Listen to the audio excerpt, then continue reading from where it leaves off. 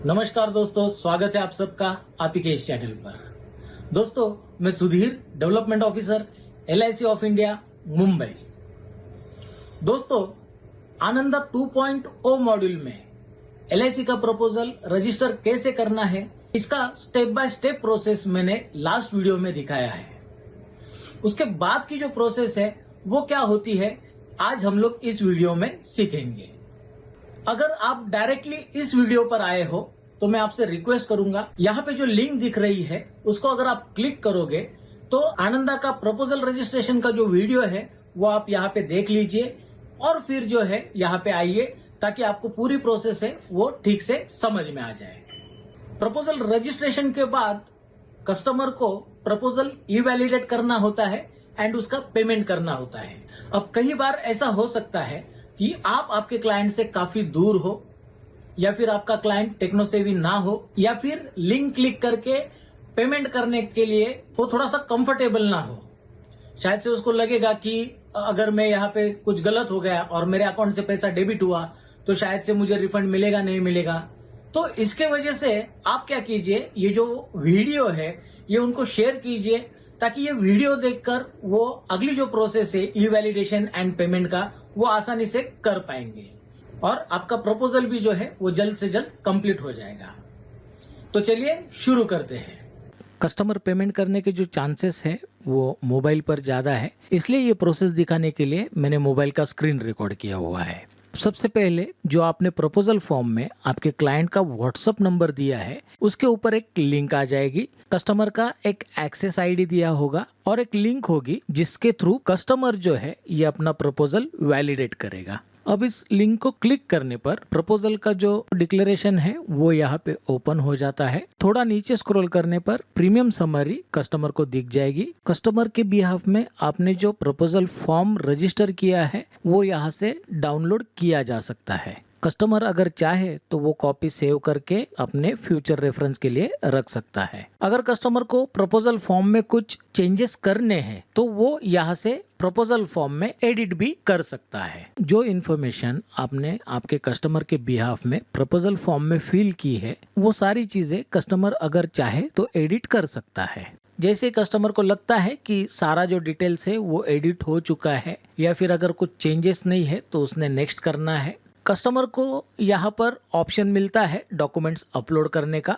आनंदा के वीडियो में मैंने ऑलरेडी बोला है कि डॉक्यूमेंट्स अपलोड की जो प्रोसेस है उसके लिए स्पेशल एक वीडियो बनाने वाला हूँ। इस प्रपोजल में ये ऑप्शनल है, इसलिए मैं यहाँ पे डॉक्यूमेंट्स अपलोड की जो प्रोसेस है वो नहीं दिखा रहा हूँ। इसके बाद कस्टमर को यहाँ से बस नेक्स्ट पर क्लिक करना है और ये जो छोटा सा बॉक्स है यहाँ पे क्लिक कर देना है। गेट OTP इस ऑप्शन पर कस्टमर जब क्लिक करेगा तो आपने प्रपोजल फिल करते वक्त जो मोबाइल नंबर रजिस्टर किया है उसके ऊपर कस्टमर को एक OTP आ जाएगा। जैसे ही OTP आएगा उसको वेरीफाई OTP करना है।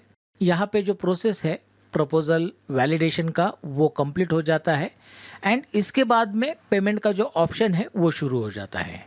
अब काफ़ी सारे लोग यहाँ पे कंफ्यूज हो जाते हैं क्योंकि पेमेंट का जो ऑप्शन है वो दिखाई देता है पेटीएम का। अब जो कस्टमर पेटीएम यूज नहीं करते, उनका कोई और UPI होता है तो वो यहाँ पर कंफ्यूज हो सकते हैं। तो उनको ऐसा लग सकता है कि अगर अभी मेरे पास पेटीएम है नहीं तो मैं पेमेंट कैसे कर पाऊंगा। तो वैसे कोई बात नहीं है, ये पेटीएम जो है ये पेमेंट गेटवे है। तो बस आपको ये छोटे बॉक्स को क्लिक करना है एंड प्रोसीड कर देना है। जैसे आप प्रोसीड करोगे तो आपको आगे जो है पेमेंट करने के लिए अलग अलग ऑप्शंस मिल जाएंगे। पेमेंट करने के लिए जो ऑप्शंस है वो है UPI, net banking, debit card या फिर क्रेडिट कार्ड।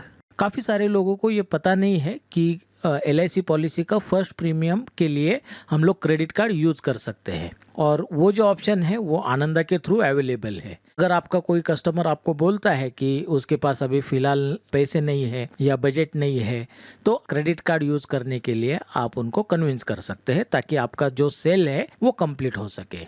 अब जैसे UPI पे जब कस्टमर क्लिक करेगा तो यहाँ पे ऑप्शन पूछे जाएंगे कि उनको UPI ID से पेमेंट करना है या फिर उनको मोबाइल नंबर वहाँ पे एंटर करना है। अब कस्टमर ने यहाँ पे अपनी कन्वीनियंट के हिसाब से या तो UPI ID या फिर मोबाइल नंबर एंटर करना है एंड बस प्रोसीड कर देना है। तो नॉर्मल जो पेमेंट होता है हमारा प्रोसीड करने के बाद सेम वैसे ही ये जो पेज है ये प्रोसीड हो जाएगा। आपको बस यूपीआई ऐप खोलना है। वहाँ पे LIC की ओर से जो प्रीमियम का जो रिक्वेस्ट है वो ऑलरेडी वहाँ पे नोटिफिकेशन में आ जाता है। उसको आप ओपन करके पे का ऑप्शन है वो क्लिक कर दो और आपका यूपीआई का जो भी पासवर्ड रहेगा वो पासवर्ड एंटर करके आप ये ट्रांजैक्शन कंप्लीट कर सकते हैं। नेक्स्ट ऑप्शन जो है वो नेट बैंकिंग का है। जैसे नेट बैंकिंग पे हम लोग क्लिक करेंगे तो जितने सारे बैंक्स हैं जिनके थ्रू LIC पेमेंट एक्सेप्ट करती है वो सारे बैंक की लिस्ट जो है वो यहाँ पे आपको देखने को मिल जाएगी। इसमें जिस बैंक से आपको net banking through transaction complete करना है उस बैंक को सिलेक्ट कीजिए एंड बस पे का जो ऑप्शन है उसे आप क्लिक करिए।